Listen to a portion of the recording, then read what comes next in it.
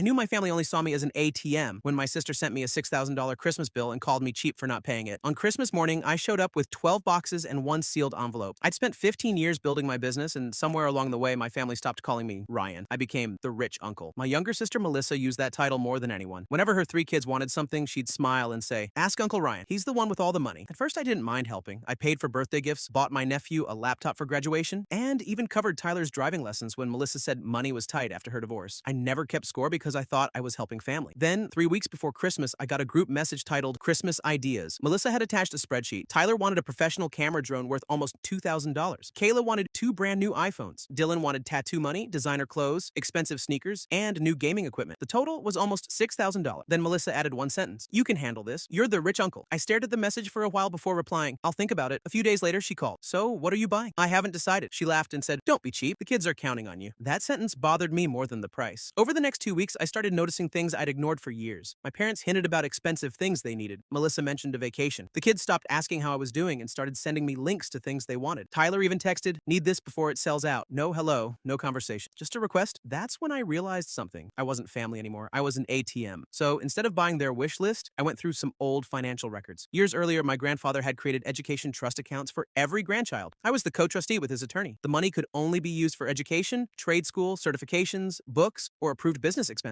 Melissa had completely forgotten about them. Her kids didn't even know they existed. And after years of investment, each account had grown to more than $40,000. Christmas morning arrived. I pulled into Melissa's driveway with 12 boxes in my truck. Everyone rushed outside. Melissa smiled and said, "I knew you wouldn't disappoint them." Inside, the kids tore into the gifts, but they weren't expensive electronics. I gave them camping equipment, art supplies, books, board games, a telescope, a quality toolbox, and books about investing and personal finance. Everything had been chosen carefully, but eventually the excitement disappeared. Tyler looked around and asked, "Where's the drone?" Kayla frowned. "Where are the phones?" Dylan asked, "What happened to the tattoo money?" Melissa looked at me. "Ryan," I reached into my coat pocket. I almost forgot. I placed one sealed envelope on the table. There are 3 letters inside. Each child opened one. The room went completely silent. The letters explained the education trusts their grandfather had left them. Tyler read his twice. "Mom, there's over $40,000 in here." Kayla looked at me. "So my college is basically paid for?" "If that's what you choose, jump," I said. "College, trade school, certifications, or another approved path. It's yours to build your future with." Melissa reached for the papers, but Tyler pulled his away. "No." He put the letter in his pocket. Kayla and Dylan did the same. Nobody mentioned the drone again. Outside, while I loaded the empty boxes into my truck, Melissa followed me. "You made me look terrible." I closed the tailgate. "No, Melissa, you did that yourself." She looked angry. "You think you're better than me?" I shook my head. "I think Grandpa wanted to invest in their future, not buy them expensive toys." She had nothing to say. I drove home. A week later, Tyler called me. Not to ask for money, he just wanted to thank me. Then Kayla called. Then Dylan. For the first time in years, our conversations weren't about what I could buy them. And Melissa never called me the rich uncle again. She just called me Ryan. Honestly, hearing my own name again was worth far more than $6,000.